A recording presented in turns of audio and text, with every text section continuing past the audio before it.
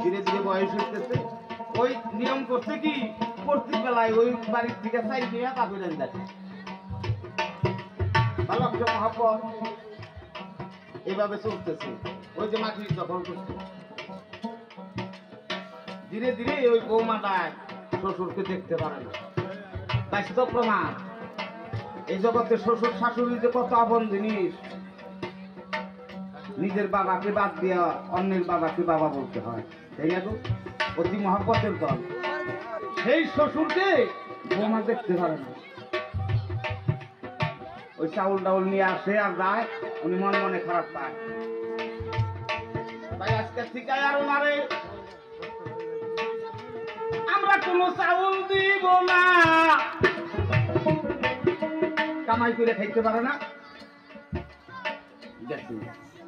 যে মাগো কিছু চাউল মুখ পুজা না করতে আজকে চাউল ভাঙ্গানি নাই, আপনি অন্য জায়গার থেকে চলেন আজকে আর চাইল নাই। ঘরে কিন্তু চাইল আছে। ওই যে দুইটা নাতি আছিল ওনারা শুনছে, দেওয়ার পরে ডাক দিয়ে মায়ের কয়, মাগো তুমি আমার দাদার এই এত বড় মিথ্যা কথা বললা কি? যে ঘরে না চাইল আছে তুমি দিলা না, কয় বুঝবি না তো। উনি লাঠি বল করতে করতে বাড়ির দিকে চলে গেছে। বলি গো যে গাদা বলে চাউল দিবে না, আগে মানুষের ধান বাই না খাইতো না, ওটার একটা সাদা মল আছে, ওটা দিয়া চাপড়ি বানিয়ে দিছে। আর ওই বুড়ি আইতে আইতে করা মাছ ধরছিল। কয়াকুশি বাজার, ধান বাজার আর পাট বাজার এক জায়গায় আছে। বুড়ারে ডাক দিয়ে বলতেছে, এই মাছ কটা নিয়ে বাজারে যাও গা, কিছু খাওয়ার জিনিস কিনে আনো গা। বৌমা যদি আর চাইল দিব না কিন্তু অনাহারে মরতে পারবো না, তুমি এই মাছ কটা নিয়ে ভালো নিয়ে মাছ নিয়ে বাজারে গেছে। ওনার সন্তান হলো বড় ব্যাপারী, পাটের ব্যাপারী। পাট বাজার আর মাছ বাজার একখানি।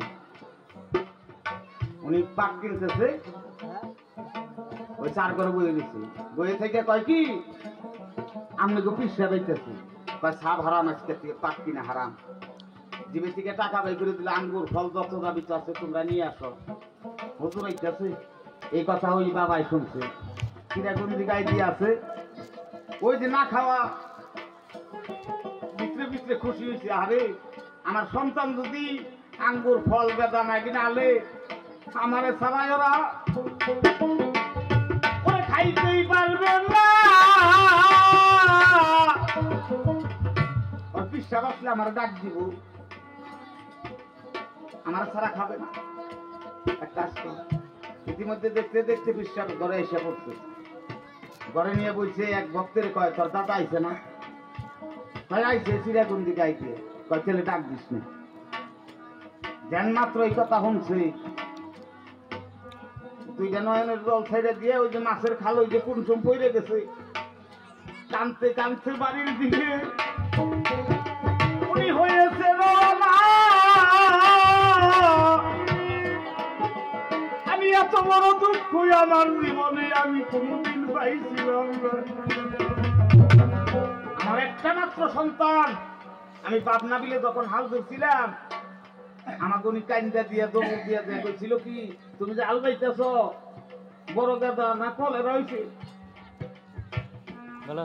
আমি হালের নড়ি ছেড়ে দিছিলাম না, ওই বাদে দৌড় দিয়ে এসে আর কান্দে নিয়েছিলাম। কান্দে নেওয়ার পরে কতবার যে ভাই এক ঘন্টা হইলো, আমি কোন সময় আমি নামাই না। আজকে আমার সেই প্রতিদান দিল আমার সন্তান, আমার কথাই মনে নাই, আমার কথা মনে নাই। কানতে কানতে গেছে, ওই যে বুড়ি রাস্তার দিকে চেয়ে দেখতেছে। আই হাই যে বুড়ার মুখ তো কালা দেখা যায়। উনি আই দিয়েছে, কি হয়েছে বুড়া? মনে হয় দুঃখ পাইছ? কয় না, একটা দুঃখ পাইছি। আমার মনে মনে ধারণা ছিল কি জানো, মুসলমানের হাদিসে প্রমাণ আছে, বাবার প্রথমকার সন্তান হইলে বলে এই কুরুর উপরে রাইখা যদি মুখে পানি দেয় যত পাপ করুক বাবা গুরান্দাজ থাকে না। তাই আমার একটা মাত্র পুত্র, তো আমি এটা দোয়া করি কি আমি যেদিন বিদায় হয়ে যাব জানো বাড়িতে থাকে না, হাতের পানি খাইয়া যেন আমার মরণ হইল। ঘরে গেছে, যাওয়ার পরে বুড়িকে ডাকতে বলতেছে, ওগো বুড়ি, যে দুঃখ পাইলাম আমার প্রাণ পাখি আর এখন ঘরে থাকবে না, তুমি একটা কাজ করো, আমার ওই সন্তানের কাজটা তুমি করে দাও। কি?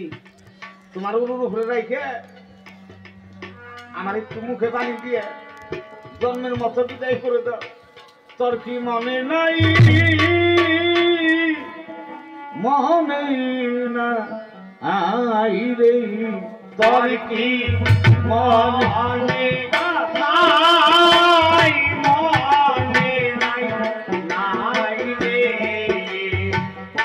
বাবাই জানে সন্তানের ব্যথারে আর গেছে হারে, তোর কি মনে নাই? মনে নাই নাই রে। বুড়ি, আমি জন্মের মতো চলে যাই, আমার মুখে কত বাবা ডাকে সামনে ছিল, সব গেল হারাইয়া। তোর কি মনে নাই? মনে নাই নাই রে। আমার মুখে যে কত বাবা ডাকের সাথ ছিল, সেই ডাকটা আমার হারিয়ে গেছে। ইতিমধ্যে উনি পিসাব নিয়ে এসে বাড়িতে এসে বাড়িতে বৈঠক করতেছে। এই টাইমে কয় কি, ওই যে নিজের সন্তান রে, যা তোর দাদারে ডাক দিয়ে নিয়ে আইগা। তখন পোলাই বলেছিল, বাবা গো, বাবার বাক্য লঙ্ঘন করলে কি হয়? কয় গুনাহ হয়। কয় আরো গুনাহ হোক। কি হয়েছে জানো? আমার দাদা 3 দিন ধরে না খেয়ে রয়েছে, চাইল থাকতো মালা করে দিছে, আমার গুণের ভাই বোধ হয় বিদায় হইয়া গেছে রে বাবা, আসবে না ফিরিয়া। তোর কি মনে নাই? মনে নাই নাই রে। এইভাবে বাইরে জানে, বাইরে জানারে ভাবে যান হারাই দুরার বাইরে। তোর কি মনে নাই? মনে নাই নাই রে। তাই ডাকতে কত মধুর ডাকবে দাদা, তার গেছে হারাইয়া। তোর কি মনে নাই? মনে নাই নাই রে। সন্তান হাড়ি তেল নিয়ে এগিয়ে গেছে, দেখে কি মা গুনগুন করে কাঁদতেছে। কয় মা গো, বাবার নিয়ে আনবো কেন? তাও মায়ের গরম কত বড় দেখো। কয় বাবা আইছ, তোমার বাবাটা গেছে গা, জন্মের মতো বিদায় হইয়া গেছে রে বাবা, আর কোনদিন নাইব না। তোর কি মনে নাই? মনে নাই নাই রে। বাবাই জানে ছেলের দরদ রে, অন্য কেউ জানে না। তোর কি মনে নাই? মনে নাই নাই রে। এটা কোনো হাদিস না, বাস্তব প্রমাণ। এই গানের আসর থেকে উঠে যান গা, যার বাবা মা বাইতে আছে, বাড়িতে দাঁড়াতে অন্য কোনো বাবা আইছ, যার বাবা মা হারিয়ে গেছে জন্মের মতো, ঘরের বাতি নিভে গেছে, কেউ থাকে না ছাইয়া রে। তোর কি মনে নাই? মনে নাই নাই রে। রাস্তার দিকে ছাইয়া থাকবি রে সেদিন, বাবা কারে বলে।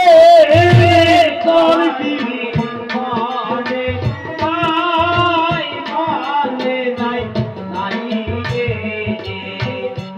তোর কি মনে নাই? মনে নাই নাই রে। আমি ছোটবেলা ছোটবেলার থেকে বাবার সাথে গান করতাম। আমি আর আমাকে বই নিয়ে অত মহব্বত করতো আমাকে। 7 দিন ঘরে বই আসছিল, ডাক দিয়ে গেছিলাম, বাবা গো তুমি এত বড় সরকার, তুমি যদি মরার তারিখ না দেবে ধরো, তোমার আকবর নামে কোনো দাম থাকবে না, কেউ তোরে মানবে না।